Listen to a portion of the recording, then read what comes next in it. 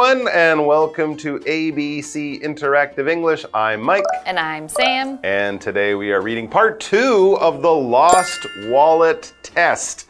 This is a test that some scientists did to see if a person who is given a lost wallet, not the person who found it, but someone finds it and then they give it to a worker, a clerk in a hotel. The person who found it is really one of the scientists, and they are testing to see whether that hotel worker, that clerk, will do the right thing and find the person who lost the wallet. Now, the first thing is, how do you know whose wallet it is? Well, if you are going to attempt to do the right thing and give the wallet back, and you should do the right thing. I say attempt because sometimes when I found wallets outside before, this is more when I was younger and I didn't know what to do with it. I just saw it and just went, okay, I'll just keep walking. Maybe that person will come back and find it in this spot that they dropped it. And if they see you picking it up, they might say, you stole my wallet. You don't want to get in trouble. Yes, so sometimes I would just leave it when I was younger. But nowadays I would try to do the right thing where I would open it and find the ID. And then you know at least who it is, and so then you have some options. Maybe give it to a police station, or I don't know. Yeah, the U.S. is pretty big. It's hard to return things like that sometimes. Right. I mean, you might find the person's ID card or driver's license with a name and a photograph and even a phone number. That would make it easy. I think also business cards.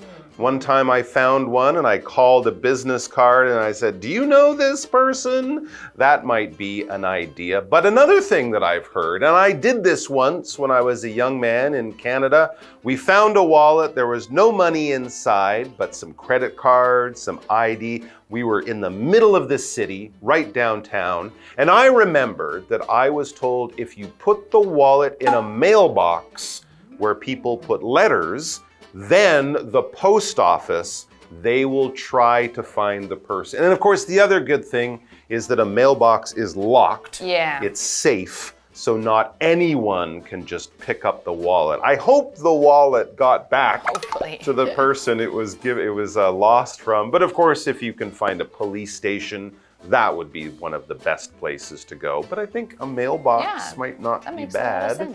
But it's an interesting thing, and of course you should always try to do it if you do return that wallet. You will always pass the lost wallet test. Let's get back to our article and see if the clerk in the test also passes.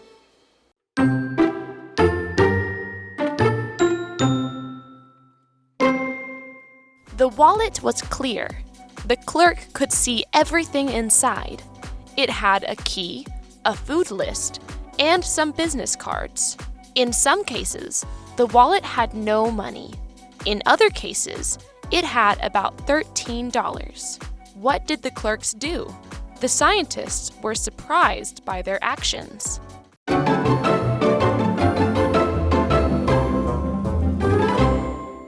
All right, so we are right in the heart of the lost wallet test. The test, of course, began when a visitor, a guest in a hotel, really one of the scientists, found a lost wallet that they planned to lose. And then they took the wallet, gave it to a clerk in the hotel. The visitor said, oh, I can't find the person. I'm so busy. I have to go. Mr. or Miss Clerk at the hotel, can you help me get it back to the right person? And so the test begins. Yes, so now we have to see, is this clerk going to be honest or not honest? We would say dishonest is the opposite of that. So we continue reading and it says, the wallet was clear. The clerk could see everything inside. So this is probably part of the experiment that they wanted the clerk to know that there was maybe money or something valuable inside. And so then they kind of have to decide, am I gonna do the right thing? Or there's a couple hundred in there. Should I do something not so right? Interesting. So if it's just a closed wallet, a very honest clerk might just put it down. But even the most honest clerk, if they see it's filled with money, because the wallet is clear, they can see, they might be tempted to take a little bit of that money. But of course, this was made easier because, as we said, the wallet was clear. If something is clear, that means you can see through it. Your glasses, hopefully, are clear. If you have glasses and then you paint them with yellow paint or something, you won't be able to see them because they're not clear anymore. Sometimes in certain parts of our home, in certain rooms in our home, we might have clear windows where you can see outside, but often in a bathroom or somewhere like that, where you might be changing your clothes, or maybe in your bedroom, your windows aren't clear. It's sort of kind of smoky. You can't quite see through the window. And of course, when we talk about smoke as well, or pollution,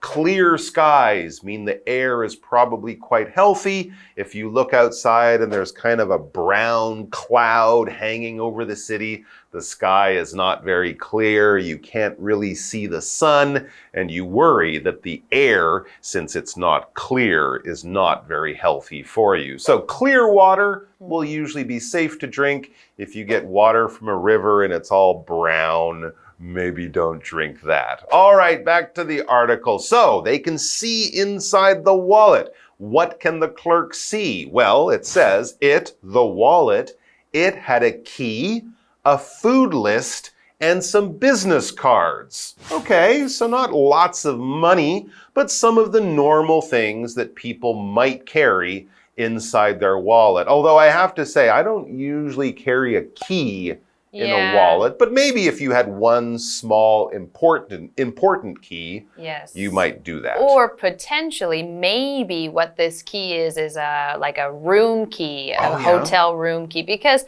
yes, a key is a small device that you use to open something. A lot of times we use it to open our front door, and you might have it might be metal and it might be a different shape. The new key that I just got that I've never seen before, it actually like extends. It opens up and is longer so that you can really unlock the door, which I didn't know. Those are fancy keys. And so there are lots of different kinds of keys. And so maybe what's in the wallet is a hotel key, which might be like a flat card. And so that way it's easier to put in a wallet.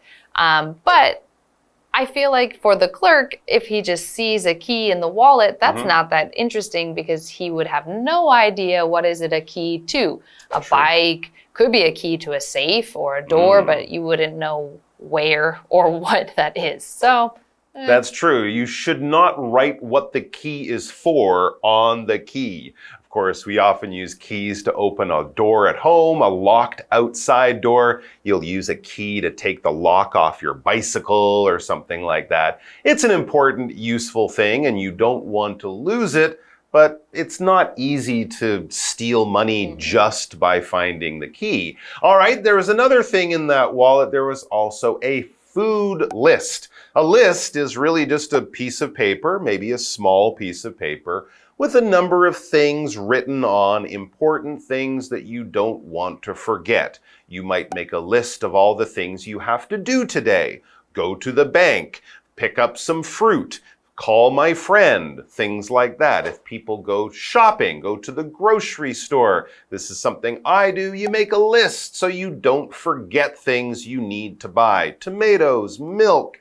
bananas, rice. You write these on your list, you get to the store, it's all there, you won't forget. So a list is a simple piece of writing, often on a small piece of paper, of important things you don't want to forget. Yes, and then the last thing that he had in there were some business cards. So a business is a place where some type of work is happening. So you could have a food business or any kind of business, any kind of company that you can think of, that is a business. If they're buying and selling, making money, they have employees, any of that kind of stuff, that would be considered a business. Now, in the sentence, we have a business card, and a business card is a small card that has the information of that business. So if you want to remember this really great restaurant, you might take a business card. It has their address and their name and their phone number so you could order food from them again. Or maybe you need to do your own business, and so you have your business card and it has your name and what you do, and you can give it to people to kind of market and say, hey, call me, do more business with me. So that is what is in this wallet. So that's right. Not a ton of interesting stuff. And nothing that really is very expensive or very valuable. Of course, yeah, business cards. Some people also call them name cards, but really the proper term is business cards. So yeah, some normal things you might find in a wallet, but not like thousands of dollars in money or something like that. And it seems they did this experiment several different times with different clerks in different hotels, maybe even in different cities in different places in the world. We know that because it says in some cases. So they did this experiment several different times. And in some cases, or sometimes, the wallet had no money, just the key, the list, the business cards. In other cases, it did. In other cases, it had about $13, so at 400 NT. Not a huge amount of money, but you know, some money. So in other cases, it had about $13. Here's the question and the experiment. What did the clerks do? All right. Well, we learned the scientists were surprised by their actions. Ooh. Okay, so the scientists got a result that wasn't what they thought. When we don't know what that result is, and we're waiting to be surprised too, and hopefully we will be after the break. What happened?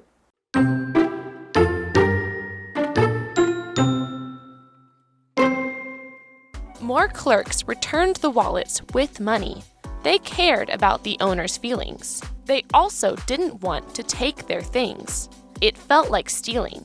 Will you do the same thing with a lost wallet?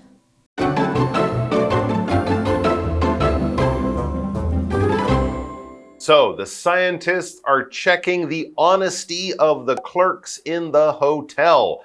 They found some wallets. Sometimes the wallets had a little bit of money. Sometimes the wallets just had some personal things like a key, a list, some business cards. How would the clerks react to these wallets when they were given them? And would they try to get the wallets back to the owners? Okay, and so we see in the article, it says, more clerks returned the wallets with money. They cared about the owner's feelings. So maybe, so it sounds like for this experiment, it was that the clerks, when they saw there was money in it, they tried harder to get it back to the owners, which I guess maybe makes a little bit of sense because maybe if there's no money, they think, well, the owner is not losing very much. I don't need to work that hard. But if there's money, now maybe that owner really needs it. So I'm going to try harder to return this item to who it actually belongs to. And return is a verb, and it means to give back or to go back to however it was before. So for example, if you found a wallet and you wanted to give it back to the owner, then you would be returning the wallet. If you borrowed a book or you borrowed something from a friend, when you're done with it, you would return it. Sometimes we might use it when we talk about like the environment and we say that, oh, after this area had a lot of pollution, but we cleaned it up and it has kind of returned to its natural state, to its natural beauty. And you could even say some of the wildlife has returned, come back to that place. So it's not always physically giving something back. It could also be to go back to how something was or to a place as well. Exactly. As you leave your home in the morning to go to work or school, later that night after you finish everything, you will return home. Or if you buy something and you get it home and you realize, oh, this is not good, it's broken, I don't like it, you might try to return it, take it back to the store, and get your money back or something. So, it says they also didn't want to take their things. That's nice to hear. The clerks didn't sort of look around and, all right, $13 for me. Thank you very much. And of course, they wouldn't take the list or the business cards or the key. Those have no real value. So they didn't really steal from the wallet because it felt like stealing. Even though they didn't actually take the wallet, someone gave it to them. Still, that money is not my money. It belongs to another person. If I take it, even if nobody knows, it feels like stealing. And stealing here, it's a noun, and we're talking about the noun form of the verb to steal. To steal is basically to take something that doesn't belong to you, and you're not asking the person, you're not telling the person, hey, I'm using your phone or I'm using your bicycle for a few minutes. No, you're taking it, you're running away, you're going to hide the fact and lie about, I didn't take it, and of course stealing is a crime. If you steal things, to use it as a verb, that means you are a thief. You are a criminal of some kind because you're taking things that do not belong to you, and the owner of those things didn't say it's okay. You just took it. Yes, so don't steal. No, exactly. And so if we continue now with the article, we have a question. It says, will you do the same thing with a lost wallet? So if you found a lost wallet, would you do the same thing and try to return it, try to get it back to whoever might have lost it? Or will you do something else that's maybe not as good? Exactly. And that's where I always go back to the idea of, well, if it was my wallet, I would want a nice person to find it and get it back to me. So I should do the same thing. The world is not always fair, but if we try to be honest, it can be a little bit more fair than if we steal, which is, of course, bad. So don't steal, and do come back tomorrow and in the future for more great articles. Until then, take care, everyone. Take care of each other. Take care of your wallets, and we'll see you soon. Bye-bye. Bye. The wallet was clear. The clerk could see everything inside. It had a key, a food list, and some business cards. In some cases, the wallet had no money. In other cases, it had about $13. What did the clerks do? The scientists were surprised by their actions. More clerks returned the wallets with money. They cared about the owner's feelings. They also didn't want to take their things. It felt like stealing. Will you do the same thing with a lost wallet?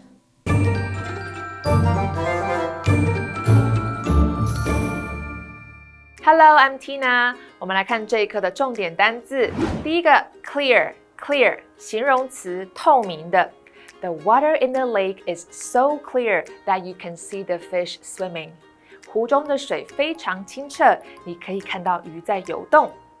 下一个单字 key 名詞，鑰匙。I can't find the key to my house. 我找不到我家的钥匙。下一个单字 list 名詞，清單，列表。I made a list of things I need to buy from the supermarket. 我列了一张我需要从超市购买的物品清单。最后一个单字 business 名詞，商务活动，事业。Business card 就是指名片。She is a successful woman who has her own business. 她是一位拥有自己事业的成功女士。接着我们来看重点文法。第一个 in some cases, in other cases. 在一些情况下，在其他情况下。Some 一些的和 other 其他的用来指称没有特定范围的人事物。Case 是一个名词，表示具体情况的意思。我们来看看这个例句。In some cases, studying hard can lead to success. In other cases, natural talent plays an important role. 在一些情况下，努力学习可以带来学业上的成功，而在其他情况下，天赋起了重要作用。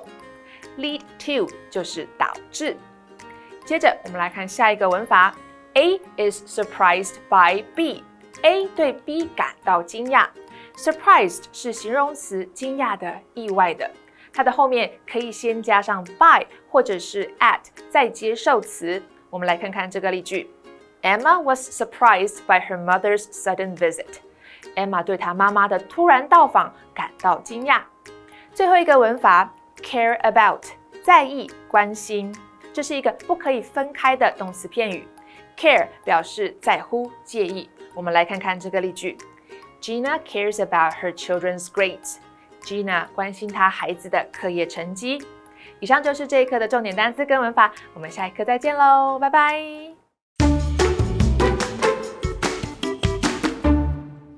Welcome, everybody. Today we're going to be visiting Jian in Hualien, and we're going to learn about the Doulan tribe, which is one of the biggest populations, or has one of the biggest populations, of the Amis people. So we're going to visit the Amis Cultural Museum. It used to be a shrine for Shintoism and used to hold things like weddings, sumo wrestling, Harvest Festival, Coming of Age Festival. So there was a lot there and there's a lot to see. So why don't we check out the video? The Dorang or Na Dorang is a tribe in Jian, Hualien. It is one of the local tribes that has the largest population of Armis people. The Armis Cultural Museum in the tribe's territory was built during the Japanese colonial period. It used to be called the Dorang Shrine and mainly promoted Shintoism. This place was so important that the Aborigines held their weddings and sumo wrestling competitions here. It was a place for the Harvest Festival and the Coming of Age ceremony too. The Aboriginal people performed rituals here together. Today's Armis Cultural Museum is hidden in a residential area. At the entrance and exit of the nearby parking lot, they put the Armis male and female crowns. The east side is the male warrior's crown, and the west side is the female princess crown, showing the matriarchal society of the Armis. They make it easier for tourists to find the museum and invite them to learn about Armis culture. There is an ancestor worship memorial monument outside the museum. It was once a shelf for placing enemies' skulls during the war. Later, the Japanese government improved this tradition by building the monument. There are performance halls and exhibition spaces in the Armis Cultural Museum. Visit the museum to know more about the traditional culture of the Aboriginal people.